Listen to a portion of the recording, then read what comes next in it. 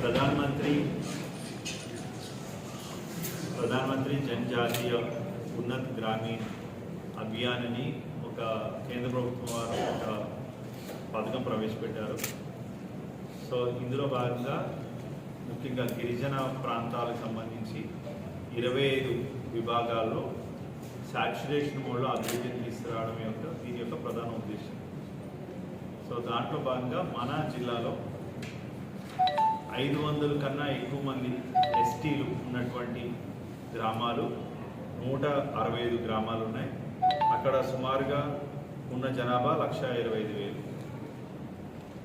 ఇంకొకటి ఏంటంటే ఆస్పిరేషనల్ జిల్లా కూడా మన జిల్లా నోటిఫై అయ్యి ఉంది కాబట్టి ఆ ప్రాతిపదికన చూస్తే మన జిల్లాలో 703 విలేజెస్ అంటే 703 గ్రామాలు 50 కన్నా ఎక్కువ మంది ఎస్టీ పాపులేషన్ ఉన్నటువంటి గ్రామాలుగా గుర్తించబడ్డాయి.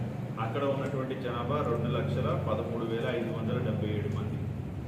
సో ఈ అన్ని గ్రామాల్లో కూడా అంటే 50 కన్నా ఎక్కువ గిరిజనులు ఉన్నటువంటి గ్రామాలన్నింటిలో కూడా అందరికీ కూడా గృహ వసతి కల్పించడం అనేది ఒక ఇంటర్వెన్షన్. ఇందులో మైదాన ప్రాంతాల్లో ఉన్న వాళ్ళకి 1,20,000, గిరి ప్రాంతాల్లో ఉన్నటువంటి వాళ్ళకి 1,30,000 రూపాయలు ప్రాథమికంగా నిర్ధారించారు. ఇంకా పూర్తి గైడ్లైన్స్ మనకి రావాల్సి ఉన్నాయి. గవర్నమెంట్ ఇది ఇంకా ప్రారంభ దశలో ఉంది. ఇంకా దీనికి సంబంధించిన పూర్తి గైడ్లైన్స్ ఆ సంబంధిత శాఖలకు వచ్చి అక్కడి నుంచి మనకి రావడం జరుగుతుంది. సో నేను ఓన్లీ అవుట్లైన్ చెప్పడం జరుగుతుంది మీ అందరికీ కూడా. అదేవిధంగా ఇందులో అన్కనెక్టెడ్ హ్యాబిటేషన్స్ దీంట్లో బడ్జెట్ కేటాయించారు. మొత్తం మీద దేశం మొత్తం మీద 79,000 కోట్లు దీనికి కేటాయించడం జరిగింది. అందులో ఒక్కొక్క పారామీటర్ వరకు మీకు చెప్పినట్లయితే హౌసింగ్ కోసం రాష్ట్రంలో అంటే రాష్ట్రం అని కాదు దేశం మొత్తం మీద 1000 కోట్లు కేటాయించారు హౌసింగ్ సంబంధించి. అలాగే రహదారి సౌకర్యం కోసం 25,000 కోట్ల కిలోమీటర్లు వేయాలనేది లక్ష్యం 5 ఏళ్ళలో. అందులో ఈ సంవత్సరం 2,500 కిలోమీటర్లు దేశం మొత్తం మీద నిర్ధారించారు.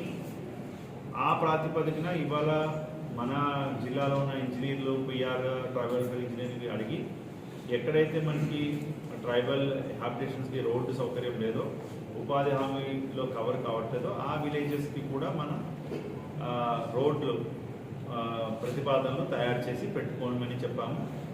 వచ్చే వారానికి ఈ ప్రతిపాదనలు కూడా గవర్నమెంట్కి పంపించడం జరుగుతుంది. జల్ జీవన్ మిషన్లో భాగంగా 5 కోట్లు కేటాయించారు. ఆల్రెడీ దీంట్లో విషయం ఏంటంటే మన రాష్ట్రంలో మన దగ్గర ఉన్నటువంటి 1,435 గ్రామాలకి హ్యాబిటేషన్స్కి 266.73 కోట్లు ఆల్రెడీ మనకి శాంక్షన్ అయ్యి వచ్చింది. సో ఆ పనులన్నింటినీ కూడా మనం గవర్నమెంట్ ఫండ్స్ తీసుకొని అవి పనులు ప్రారంభించాలి.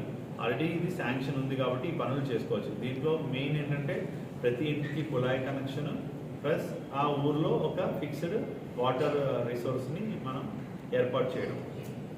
తర్వాత ప్రతి ఒక్క ఇంటికి ఎలక్ట్రికల్ కనెక్షన్ ఇవ్వడం. ఇది కూడా మనం సాచురేషన్ మోడ్లో అన్ని ఇళ్ళకి కరెంటు సదుపాయం ఉంది. బాడంగి అని ఒక విలేజ్ సీతంపేటలో లేదు, అది కూడా ఇప్పుడు చేస్తున్నాం. సో అది కూడా ఈ నెలలో అయిపోతుంది. సో ప్రస్తుతానికి కరెంట్ పరంగా మనం 100% అచీవ్ చేసేసాం.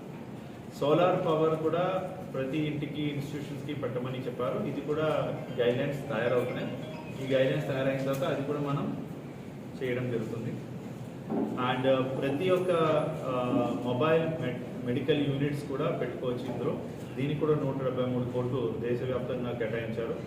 ఎక్కడైనా 5 కిలోమీటర్ లోపల ఎక్కడైనా మెడికల్ సౌకర్యం ఇవ్వాలంటే డాక్టర్ని పంపించాలంటే ఒక మెడికల్ యూనిట్ ఇస్తారు, మొబైల్ వ్యాన్ లాంటిది. ఇది కూడా 5 కిలోమీటర్ల రేంజ్లో ఏమీ సెంటర్ లేకపోతే మనం అది అడగచ్చు. ఇలాంటి ఇంచుమించుగా 173 గుర్తించాము. అది కూడా ప్రతిపాదన పంపిస్తాం.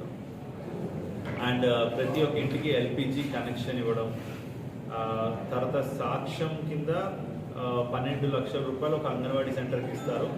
అక్కడ టాయిలెట్ కానీ ప్లేయింగ్ ఎక్విప్మెంట్ కానీ కొంత అంగన్వాడీస్ కొంచెం కిచెన్ గార్డెన్ కానీ ఇవన్నీ ఏర్పాటు చేసుకోవడానికి. సో దీనికి సంబంధించి కూడా మనం 516 దాకా ప్రతిపాదనలు పంపించడం జరుగుతుంది. సో అక్కడ ఓన్ బిల్డింగ్స్ వరకే చేయించింది, ప్రైవేట్ బిల్డింగ్స్ చేయడం లేదు. అండ్ సమగ్ర శిక్ష కింద మన హాస్టల్స్ కూడా ఈ సంవత్సరం 274 కోట్లు దేశవ్యాప్తంగా కేటాయించారు.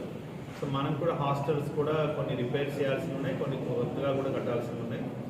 బామ్ని సీతంపేటలో 2 చోట్ల ప్రతిపాదన పంపించాము.